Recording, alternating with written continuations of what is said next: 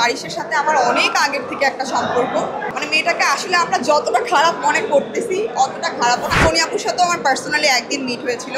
আমার কাছে তাকেও মনে হচ্ছে যে সে খুব স্পষ্টবাদী, যে যেটা চোখে সবসময় দেখা যায় ওইটা সবসময় সত্য নয়। আমি যদি ভাইরাল হতে চাই আর আমি আসলে যেই মানুষদের সাথে চলাফেরা করি, উঠা বসা করি, আমি প্রত্যেকদিন ভাইরাল হতে পারি। যোগ্যতা থাকা সত্ত্বেও এই ব্যাপারটা তার কাছ থেকে পাবে না বিধায় তাকে একটা সিন্ডিকেট করে ফেলে যে তাকে নিয়ে কাজ করা হবে না। আমি একদম লিমিটেড বলবো যে বিশেষ ওই রকম লেভেলের অ্যাক্টিং না জানা সত্ত্বেও, অত সুন্দর না জানা সত্ত্বেও অনেকে অনেক ভালো পজিশনে কাজ করার সুযোগ পাচ্ছে।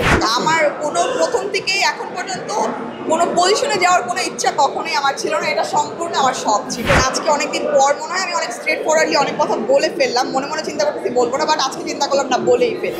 না, আমার সাথে আমাকে আসলে সামহাও সবাই কেমন জানি অনেক আদর করে, অনেক ভালোবাসার চোখে দেখে, ওটা হয়।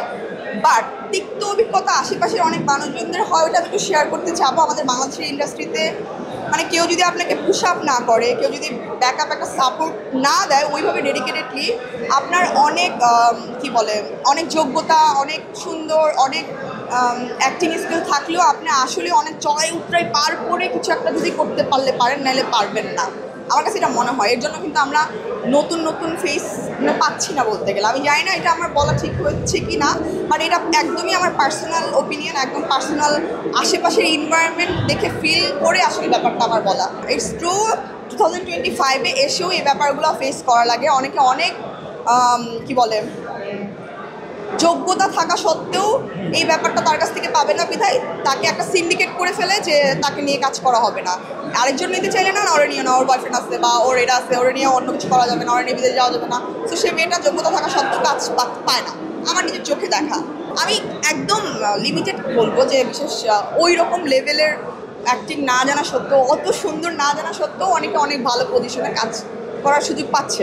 আমার কোনো প্রথম থেকেই এখন পর্যন্ত কোনো পজিশনে যাওয়ার কোনো ইচ্ছা কখনোই আমার ছিল না। এটা সম্পূর্ণ আমার শখ ছিল।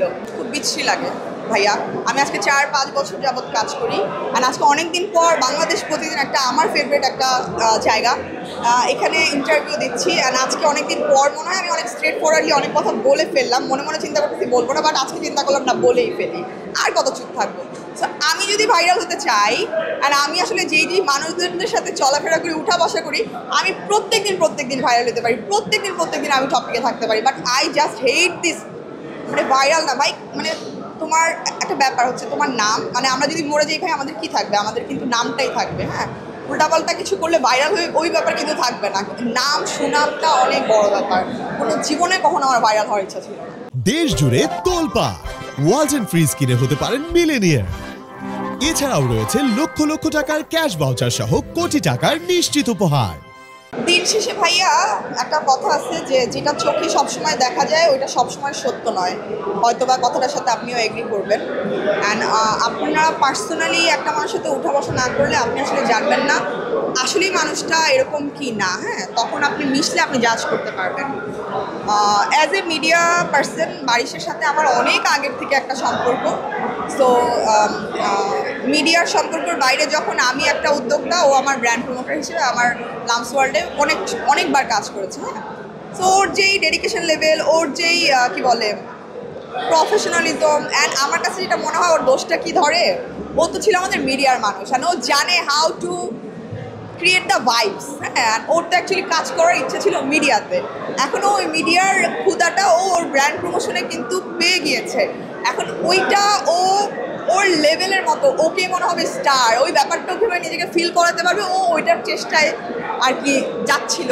অ্যান্ড এইটাই হচ্ছে অনেকজনের কাছে ভালো লাগে নাই, মনে হয়েছে অহংকার, এই বেয়াদব হাবি যাবি হ্যান ত্যান। বাট মানে মেয়েটাকে আসলে আমরা যতটা খারাপ মনে করতেছি অতটা খারাপও না। হ্যাঁ, বিগত কিছু দিনে কিছু দোষ ও করতেছে, হয়েছে ওর।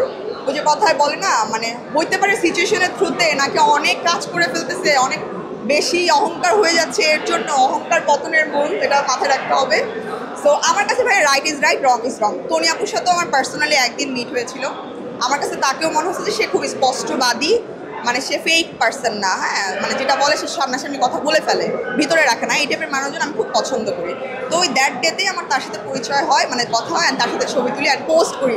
অ্যান্ড তার পরের দিন থেকেই বারিশের এই ইস্যুটা শুরু হয়ে যায়। অ্যান্ড দেখেন সামহাউ বাড়ির হয়তো মনে করবে লামিয়া আপু ওনার সাথে এখন ছবিটা দিল, তাহলে উনি ওনাকে সাপোর্ট করতেছে, বাট কিন্তু দেখেন ঘুরে ফিরে কিন্তু আমি এগুলোর ধারে কাছেই ছিলাম না, জানতামও না, এটা জাস্ট হয়ে গেছে ইনসিডেন্ট। বাট আমি আপনাদের দুইজনকে অনেক পছন্দ করি অ্যাজ এ মিডিয়ার ব্যাপারে। আমি আসলে ব্র্যান্ড প্রমোশনের ব্যাপার নিয়ে বাড়ির জন্য কিছু বলতে চাই না। মিডিয়ার ব্যাপারে, মিডিয়ার সার্কেলে তো অনেক রেসপেক্ট সবাইকে করে, অনেক ভালো অনেক ভালো অনেক ভালো। এখন উদ্যোক্তাদের কী টর্চার কী ও করে আসলে জানি না।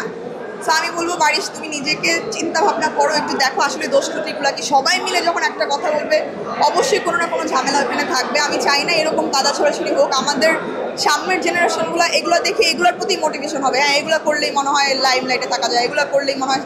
বাট এটা টোটালি অনেক, মানে আমরা একটু দিন শেষে মোবাইলটা স্ক্রল করি একটু বিনোদন নেওয়ার জন্য, বাট আসার পর মনে হয় থাকিস ভাই বন্ধ করে দিই, স্ক্রল আর না করি।